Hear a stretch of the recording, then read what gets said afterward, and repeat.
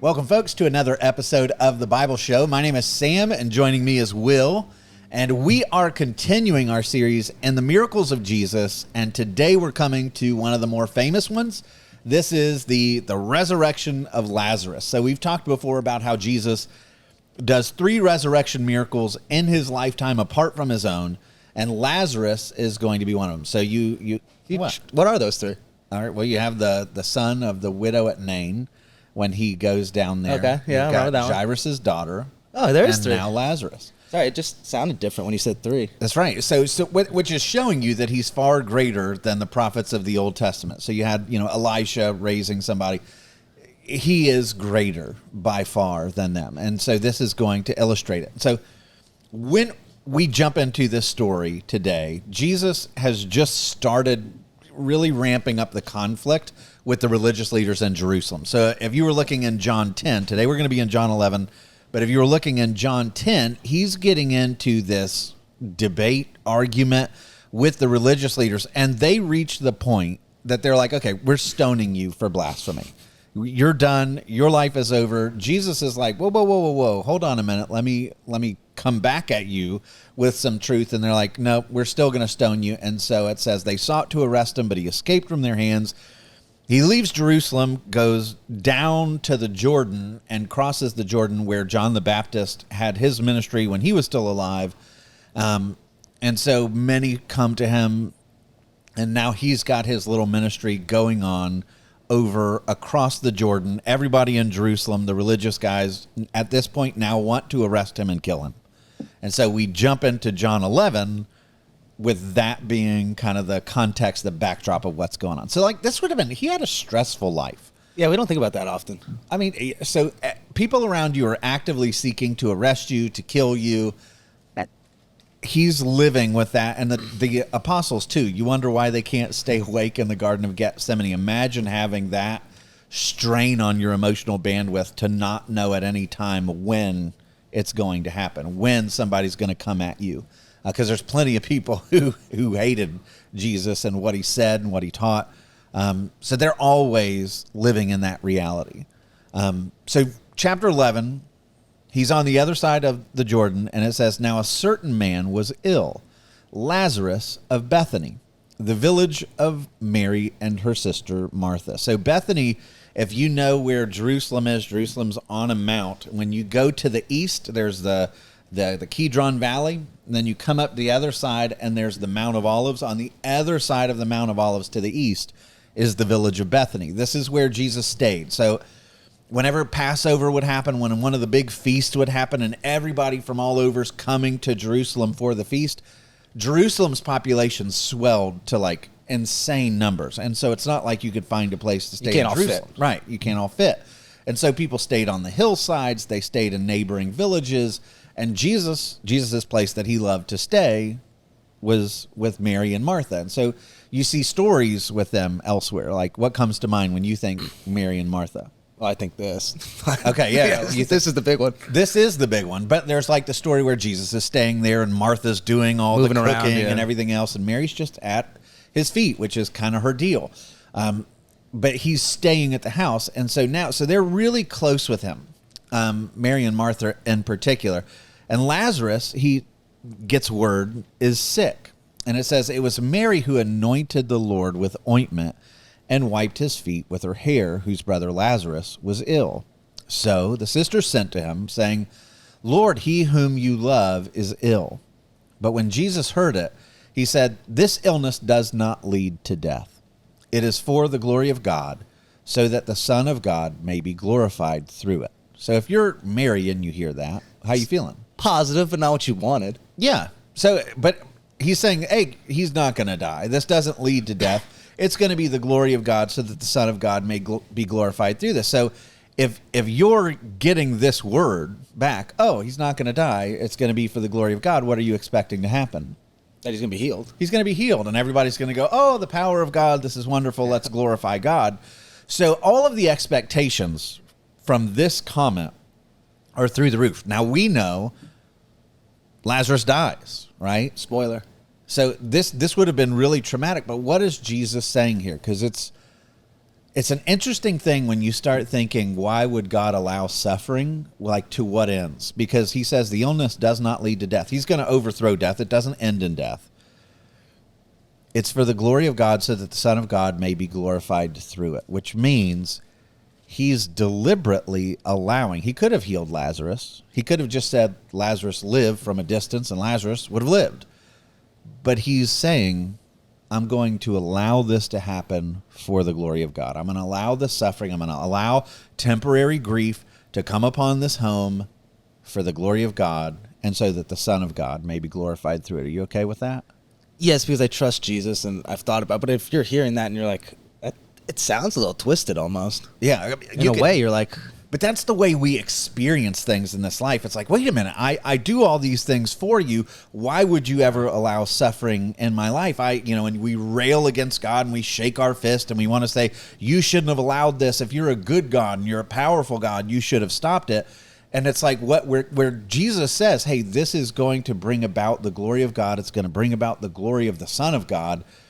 And by the way, through this, so much more good that you can't possibly imagine is going to come out of this. Yeah, if you're in the moment of grief, if you're in the moment of suffering, and the hand of God has just allowed this, you want to rage. Yeah. You can't make sense of it. And yet by the end of this story, you can jump into the imagination of God a little bit. It's always dangerous to do, to see what his purposes are here. What he brings out of this story is far greater than if it never happened.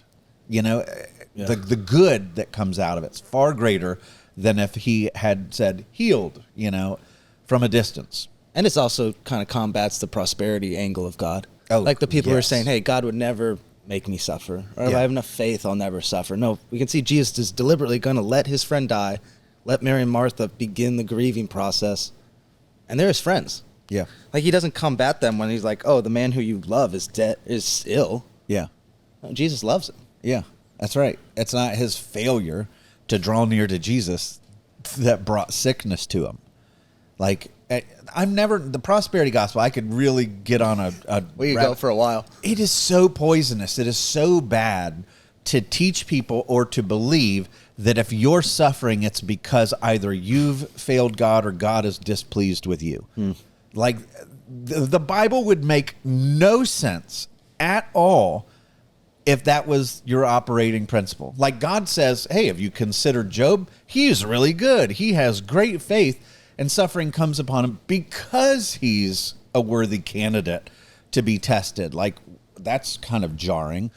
The apostles, they're all dying. They're all getting crucified and dragged. Like, it's crazy how all of them are martyred. And it's like, does the prosperity gospel look at them and say, well, they just didn't believe strongly enough? Yeah. Like, none of it makes sense. Jesus' own words are that you take up your cross, be crucified. Don't keep all the treasures and trinkets of this world. Give it away. Like, the gospel's not coming and saying, if you draw near to Jesus, you'll drive Lamborghinis and you'll be like, that's just so exact opposite. Gross. Yeah, the closer you got to Jesus, it seemed like the more suffering you had. Like 100%. Lazarus, like, he's letting his friend die, and I think that's a part of it. Like, I think he knows that Mary and Martha trust him enough to do this. And by the way, just to clarify, the gospel's not against prosperity. The gospel's not against wealth. The gospel is against making that the idol. And what the prosperity gospel does is it says Jesus is a means to an end. You can get your wealth, you can get your health, you can get all the things you want in life if you step on the stepping stone of Jesus to get you there. And that's gross. Like, Jesus is the prize. That's the way that the Bible presents him. He's not a means to an end. He's the prize. He's the reward. He is the end. And so, you pull the string. Yeah, let's jump off that soapbox and get back to prosperity gospel's wrong. It's poisonous to people's hearts, honestly. I've dealt with a lot of people who feel forsaken by God because suffering came into their life and that was their understanding of him, and that's wrong. All right, so anyway, verse 5. Now Jesus loved Martha and her sister and Lazarus. He's making it clear. This whole family, he loves them, right? Verse 6, so when he heard that Lazarus was ill, he stayed 2 days longer in the place where he was. And you're like, what? That makes no sense. If you love him and you know he's going to die, like, you should be sprinting. Get on your camel, your donkey, get back to Bethany. But it says he loved them. When he heard he was ill, he stayed 2 days longer in the place where he was. Well, what happens in the course of those days? Lazarus dies. He dies. And Jesus allows that to happen. In verse 7, it says, then after this, he said to his disciples, let us go to Judea again. Now, what's the problem with that? Not the right direction. I'm just looking at my map. What's that? Isn't Judea not near Bethany? Or Well, is it? no, Bethany is in Judea. Okay. Judea is like the region. So like Jerusalem is in Judea. Bethany's in So they're Judea. all around Bethlehem's in Judea. It's like the state, right? So you have Judea. In the middle, you have Samaria. And then up top, you have Galilee. Those are the three big territories that you hear about in the Scripture. And so Bethany's one of the cities in the territory of Judea. They're outside of Judea, across the Jordan. But the problem is if they go into Judea, who's over there? Guys are trying to kill him. All the guys that are trying to kill him, the religious leaders of Judea, are there. And it says the disciples said to him, Rabbi, the Jews were just now seeking to stone you, and you're going to go there again? And Jesus answered, are there not 12 hours in a day? If anyone walks in the day, he does not stumble because he sees the light of this world. But if anyone walks in the night, he stumbles because the light is not in him, which is kind of a weird way to take that. If I was the disciples, I would be very confused. Yeah, what? Hitting you with that stuff, and you're like, why are we going somewhere? But I mean, what he's saying here is you do what's right. Yeah. You know, God gives you 12 hours in a day where there's light.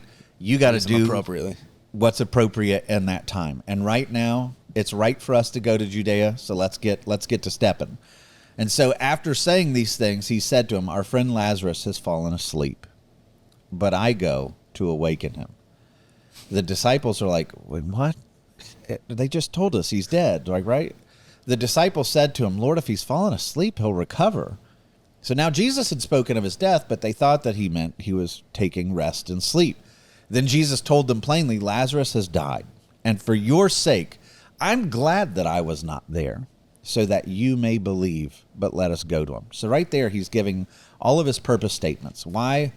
Again, at the beginning, he says, this is for the glory of God. Mm-hmm. This is going to bring glory to the Son of Man.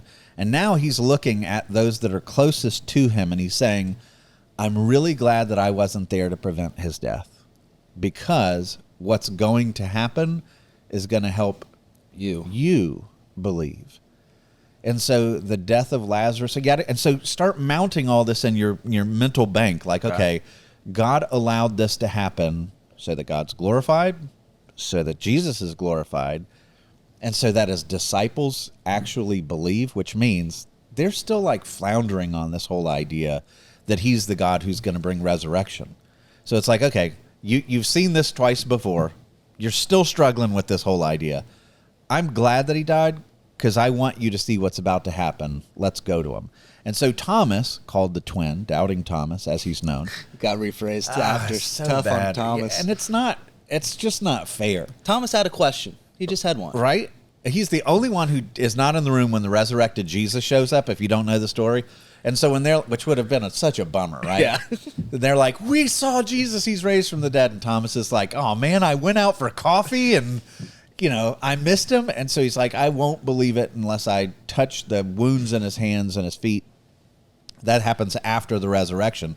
And so he gets the name Doubting Thomas from that. And the Lord, when he appears to Thomas, Thomas doesn't have to feel the wounds. He believes. But the fact that he's called Doubting Thomas when he's like one of the more bold. Yeah, like what he's about to do right now. Right, exactly. No one talks about this verse. Yeah. Let Thomas have his moment here, right? So it says, so Thomas called the twin. All the rest of them are like, oh, no, we can't go there. They're looking to stone you. We want to stay away. We'll all die. Thomas called the twin, said to his fellow disciples, well, let us also go that we may die with him. That's a Thomas that needs more billboards. Yes. Like, I love this guy. I want him as my wingman. I want him in the trenches with me. He gets a bad rap. Thomas is a bold dude. By the way, he goes to India. That's what he does after the resurrection. Mm-hmm. So bold, goes to India, establishes churches. The church there still to this day is called Mar Thoma, and they hold that Christianity spread there, and he is eventually martyred for his faith, very boldly. Does he get tossed off a roof onto a spear? He's speared to death. I don't know if it's tossed off a roof. I have to go back and read the records, but he's speared to death and killed. This bold guy. So verse 17, It says, now when Jesus came, he found that Lazarus had already been in the tomb for 4 days. Do you know why that's significant?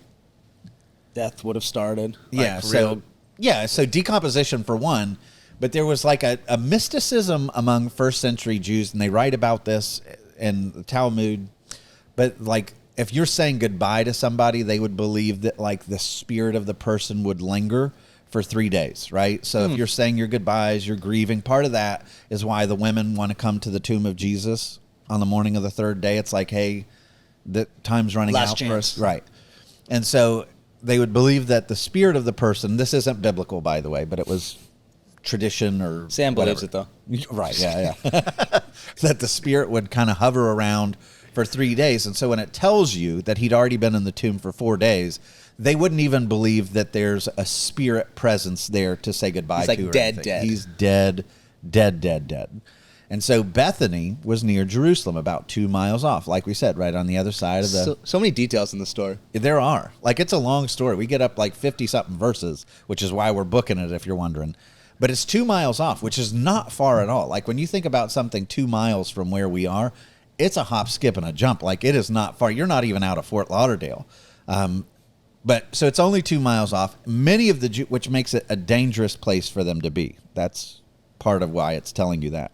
The people who want to kill you, that are looking to arrest you, they're right over there on the other side of the mountain.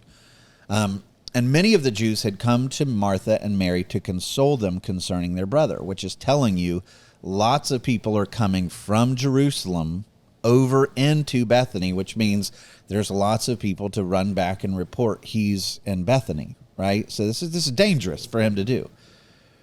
And it also tells you that he's really respected, that you've got people from neighboring villages that are coming to grieve. So when Martha heard that Jesus was coming, she went and met him. But Mary remained seated in the house. And so before we progress, what are the personalities? Because you picked this up in the Gospels. What's Mary's personality? Oh, I always confuse. One of them's like the do, go get it. That's like Martha. Always moving around. And Mary's more subdued, sitting at the feet of Jesus, just being like, I just want to be with him. Yeah. And she gets the rap that she doesn't do anything. Yeah. She's very tender. Like, I just have this picture of Mary. Every time you see Mary in the Bible, every time she's mentioned, Mary of Bethany, she's at the feet of Jesus. Mm-hmm. So, like, it already mentioned, she was washing his feet with her hair, right? Well, where is she? She's at his feet. When Martha's bustling around in the kitchen, where's Mary? Sitting there. At the feet. And the last anointing at the end, when she's preparing him for burial, what is she doing? She's at his feet. And in this story, you're going to see in a minute, she'll be at his feet. Like, this woman loves Jesus, and she's always humbling herself to put herself at the feet of Jesus, where Martha is wonderful, but she's the dutiful one. Like, I need to do, let me honor you, where Mary's like, and Jesus says, by the way, that Mary chose the better option. To be at the feet is better than bustling around in the kitchen. Mm-hmm. And so he rebukes Martha and says, no, Mary has chosen what's better. And so, which is interesting, this woman is always at the feet of Jesus. And so Martha comes and said to Jesus, and I want you to notice, both of them are going to say the same thing here. Martha comes to Jesus and says, Martha said to Jesus, Lord, if you had been here, my brother would not have died.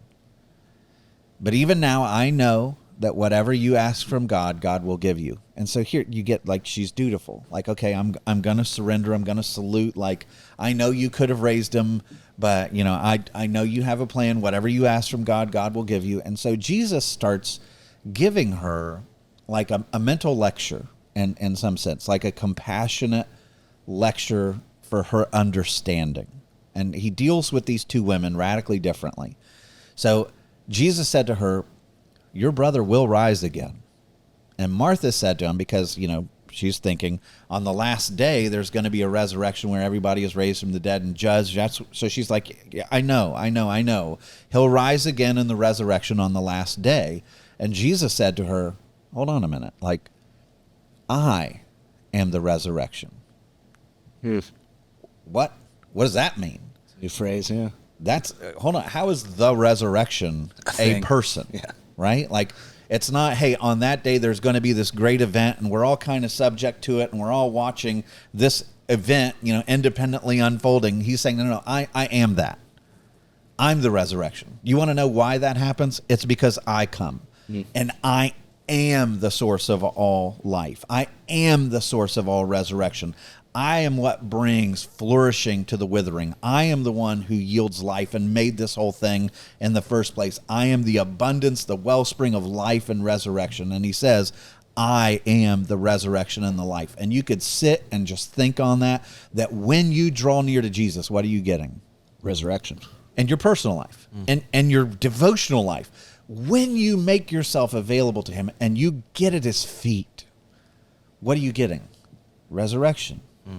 You're getting life. You never walk away from real, genuine intimacy with Jesus going, well, I feel depleted. Full of death, yeah. You find who he is. You bask in his promises. There's a comfort that you get knowing that he's sovereign over all things. Like he yields life, his example. And when you obey and you crucify yourself and you allow the Spirit to move in you, resurrection comes to all aspects of your life. He is the resurrection. His influence brings life. And so she's like, well, I know he's dead, so there's no hope for him. On the last day he'll be raised. And Jesus is like, you don't have to wait for the last day. You know why the last day brings resurrection? Because I come. I'm the resurrection. Whoever believes in me, though he die, yet shall he live. And everyone who lives and believes in me shall never die. Do you believe this? And she said to him, yes, Lord, I believe that you are the Christ, the Son of God, who is coming into the world. Now, when she had said this, she went and called her sister Mary, saying in private, hey, the teacher's here, and he's calling for you, which is kind of pretty cool. And when she heard it, she rose quickly and went to him. Now, Jesus had not yet come into the village, but he was still in the place where Martha had met him. When the Jews who were in the house consoling her saw Mary rise quickly and go out, they followed her, supposing that she was going to the tomb to weep there. Now when Mary came to where Jesus was and saw him, she fell at his feet. There it is again. Every time. I think when we get to heaven, she's going to be one of the people that I'll be most excited to meet and talk to, because I think she had a unique insight into who he was. I bet they had a pretty special friendship and just disciple mentor relationship. Like she loved him. So even in the midst of the grief and disappointment, because remember, she's the one who sent word and he says, hey, this isn't going to end in death. So she's crushed. She doesn't know what's going on. Like, I got that word from Jesus, but now my brother's dead. I don't know how to make sense of this. I love Jesus with everything in my heart. Like, I'm always at his feet, and I feel like he failed me. I don't understand what that promise meant. And so now I'm all kinds of confused. And listen to what she says, the same exact question that Martha posed, or statement. She fell at his feet, saying to him, Lord, if you had been here, my brother would not have died. Like, they get that. If you'd have come, you waited. Why did you wait? If you'd have been here, my brother wouldn't have died. Like, enter into that grief and all of that. Like, why would you let this happen? How many of us have those things where we go to God with authentic things where it's like, I don't understand. Like, I know you're good. I know you love me. Like, why would you let this happen? If you'd have just come, if you didn't wait the 2 days, if you'd have acted when I called for you, none of this would have happened. What's going on? Like, that's all churning in her heart, no doubt. And in verse 33, it says, when Jesus saw her weeping, and the Jews who had come with her also weeping, he was deeply moved in his spirit and greatly troubled. Why do you think that is? I mean, he's human. I think it's an honest side of him that we see. I think that he's emotional. His friend is dead. And he sees even the grief that has been caused. There's a cool way to look at this that I like. The word where it says deeply moved, they translate it differently to make it make sense to the American English reader. But the word there, and there's a footnote with most Bibles, it's literally indignant. Like he's snorting. It's Keller has a way of saying it like he's quaking with rage. He is deeply emotional. Like he looks at death and he's angry at it. He's angry at the fallen world. He sees all of these people in deep grief, and he's not just going, well, you know, I'm going to be victorious and I'm going to overthrow death, so your tears mean nothing to me. You'll see in the end, I'll be proven right. Like he's looking at, in the moment, knowing that he's going to fix it, and he's still angry at the grief that it's causing people he loves, which is pretty wild. Like it's not just, he doesn't just weep as though he can't do anything about it. He will in a moment out of sympathy and empathy for what they're walking through, but he's quaking like, I hate death, and he hates it so much he'll die to defeat it. He's looking at their grief, and he hates what the fall has done to humanity. And it says he's deeply moved, indignant, quaking in his spirit, and he's greatly troubled. Like that shows you the level of affection that he has toward these people. He's not just like, well, he's dead. Let me fix this. I'll fix it, and I have no emotional attachment to you, and I don't care what you're walking through. Like he hates seeing grief. And that's one of the things that a promise in the scriptures that we walk by all the time. So Romans 8 throws out a line that blows me away that says, you know, when you go before the Lord and you're praying and you don't know what to pray because you're in such an emotional tailspin or confused or whatever the case might be that you don't even know what to pray, the Bible says that the Spirit groans for you with a power too great for words. Yeah. What? Like God is not detached. God doesn't look at your suffering and go, well, I'm God and I'll fix it. You know, like he's emotionally invested in you. The Spirit groans for you. Jesus is indignant when he sees this grief. So you have a God that's an emotionally invested ally of his people. Now think about that. The God of the universe has this kind of emotion to your suffering. Does that help you? Yeah. It's pretty awesome. And it's a good reset, even for my own mind. I think I get so used to the brokenness and being like, this is just, it is what it is. Mm-hmm. Like, get used to it, everybody. We're fallen. Mm-hmm. We're sin in the world. It's almost impossible not to fall into that. Yeah, whereas, he's like, no, this isn't how it should be. Yeah. And this isn't how I designed it. This isn't how I want it. And I'm going to fix all of that. But it's good to remember in the moment, like. Yeah, it's going to come in this world. You're going to have trials. You're going to have tribulations. There's going to be suffering. But don't get too used to it. Keep your eyes fixed on what the design of God is, because that's where we're all going. Okay? Yeah. And he said, where have you laid him? And they said to him, Lord, come and see. And then verse 35, shortest verse in all of Scripture, Jesus wept. What do you do with that? I mean, here you have, again, Jesus who loves his people so much. This isn't inauthentic. He's looking at Mary, who he knows is, I'm sure she's disappointed. She's grieved. She's confused. She's weeping. All these people are devastated. And even Jesus sees that, and he weeps. Like your God weeps with you. That's such a gift that we have a God who enters in and isn't aloof. You know, all the other gods, all the other systems would look at this and go, that's blasphemous to claim that the gods would ever show this kind of vulnerability and weakness. Mm-hmm. They're too high. And yet it's out of that strength that Jesus enters into this world and relates to us. You know, he's not going to be overthrown by death. He's not going to be overthrown by tragedy. And yet he's strong enough to sympathize and to weep with us, which is incredibly strong, actually. And so verse 36, the Jews said, see how he loved him? Mm-hmm. Notice that response. This is part of the story. You know, it's good that they see him weeping. You know, the Messiah, the Christ, is not some, distant king who's just treading on people. Like, wow, this guy really loved him. And some of them said, could not he who opened the eyes of the blind man have also kept him from dying? So that's good point too. Right? That's where like me, the cynic, would have been like, hey, why are you crying? You should have come 2 days. Like, 2 days earlier. You're the problem here. why? Yeah, like, come on. Why are you weeping? We could have avoided all this. Correct. And so both responses are there. And it says, Jesus, deeply moved again, came to the tomb. It's a cave with a stone laid against it. That's foreshadowing. Ding, ding. Right? And Jesus said, take away the stone. So Martha, who's the logician of the bunch, the sister of the dead man, said to him, Lord, by this time there's going to be an odor, for he's been dead 4 days. And Jesus said to her, did I not tell you that if you believed, you would see the glory of God? And so they took away the stone.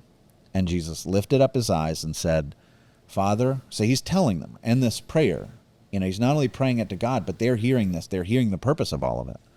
Father, I thank you that you've heard me.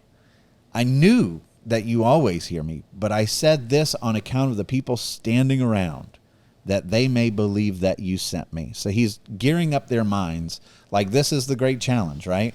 I want the Jews that have come from Jerusalem, the friends of Mary and Martha themselves, like, I want you all to hear this. Ready? On account of the people standing around, that they may believe that you sent me. And when he had said these things, he's looking at the tomb, and he cried out with a loud voice, Lazarus, come out. You imagine the suspense at this? Guy 4 days dead, everybody's weeping, funeral arrangements and everything else are unwinding, like you've got all the mourners. And the man who had died came out, his hands and his feet bound with linen strips, just as they laid him there, his face wrapped with cloth. And Jesus said to them, unbind him and let him go. Yes. And so, many of the Jews, therefore, here we go in the list of things. So, what has been accomplished there? The disciples see this, strengthens their faith. Mary and Martha see this, strengthens their faith.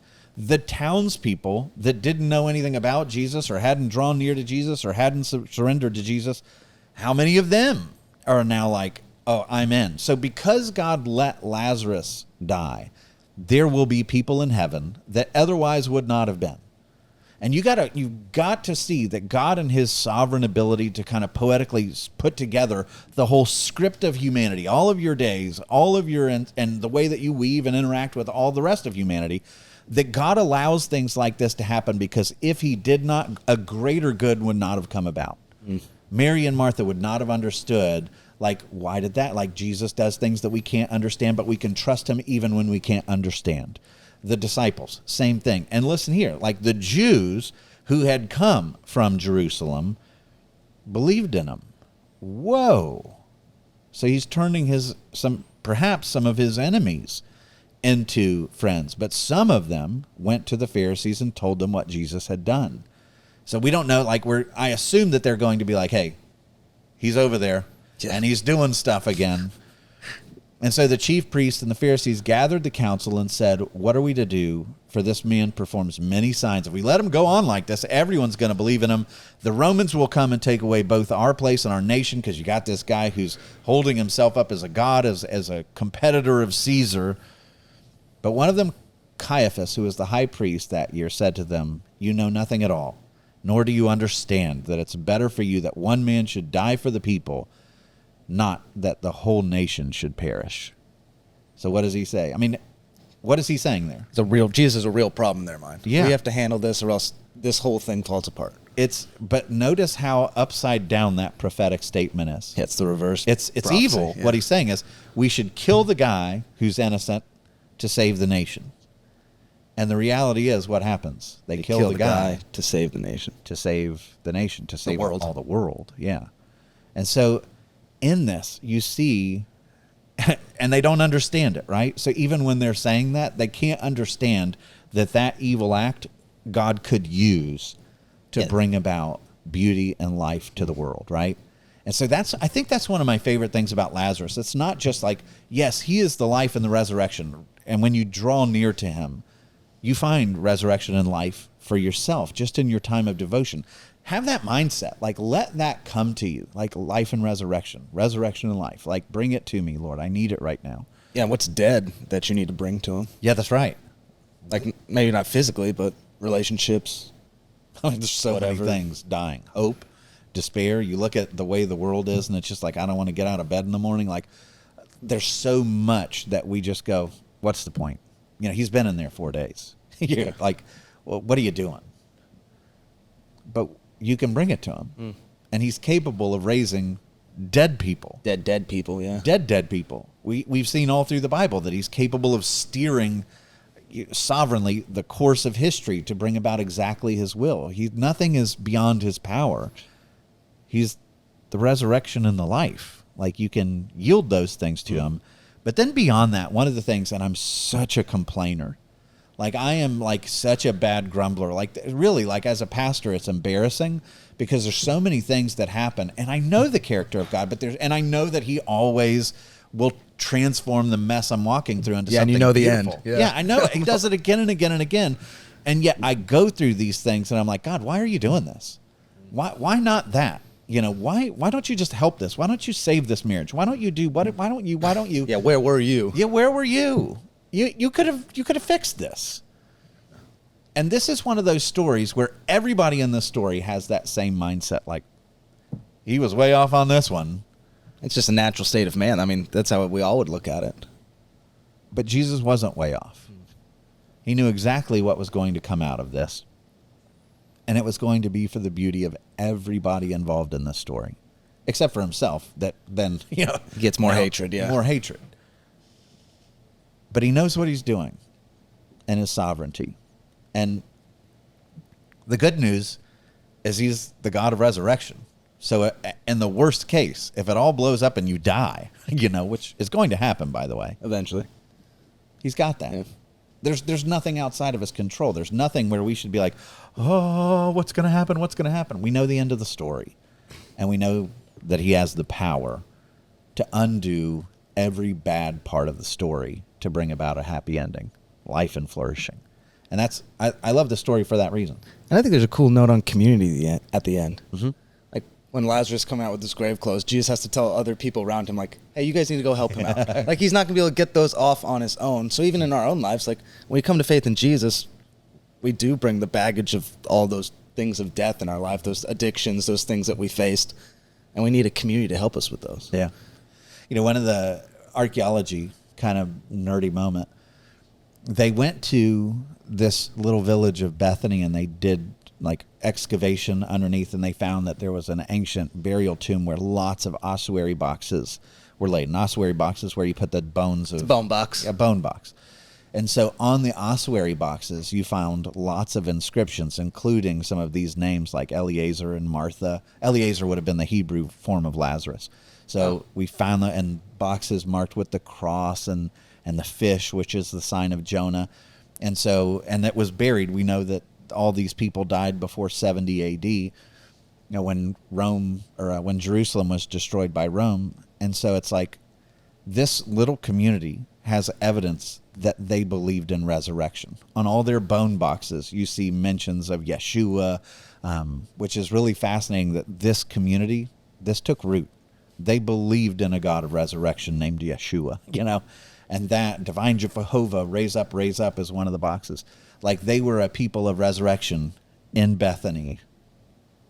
And I think probably in large part because of this miracle. Word would have spread pretty quickly. Right. And every time they saw Lazarus, could you imagine that reminder every single day? Walk by Lazarus, like, that dude was dead 4 days ago. And I'm sure there's a lot of people, were you really dead? Yeah. Were you really dead in there? Is this all a trick? Yeah. But that's who we serve. And so there's a lot of, we're people of resurrection. Yeah, hope-filled. And we're people that, even when it doesn't make sense, even when we can't connect the dots as to why God does something, he's doing something that's far more beautiful than if we were in charge writing the story. And so even when it doesn't make sense, to be able to pull back and go, all right, you're doing this for your glory, for the glory of your Son, and so that we may believe and trust in you, which means it'll be for our good. And I'm good with that. Yeah, it would be like Mary and Martha today, like, confronts a bad word, but they went to Jesus with their stuff. Mm-hmm. They didn't avoid him. They're not like, oh, Jesus is down the road, he's coming. They're like, oh, I don't want to talk to that guy. I don't want to see him. Yeah, one of the other things, you just mentioned that I think is kind of cool.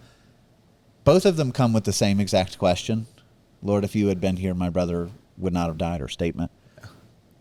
he treats but radically different, right? So to Martha, who's the dutiful, got to have everything in a box kind of person, what does he do? He gives kind of a theological lecture, like, okay, Martha, let's walk through this. Like, I am the resurrection and the life. Do you believe this? Like, let's walk through the devotional exercise, because your mind needs to catch up with your heart. He gets to Mary, totally different, just emotional. He just weeps with her. He's tender, because what did Mary need? Martha needed to work on her mind. Yeah, Mary needed to work on her heart. And Jesus comes to every single person, recognizes that they're all different, that your needs are different than mine, and he attends to your needs way differently than he does mine, which shows you that he's also very thoughtful. He's not like, I am, automaton Jesus, I give everybody the same exact script. No, he knows every person down to the micro level and can minister to them in what they need specifically. Like, there's just so much about this story that's just really cool. He's a good God. And so, you got anything else you want to add? No. All right. So that is the story of the resurrection of Lazarus. I want to thank you for watching. Join us next time as we go into another miracle in the life of Jesus.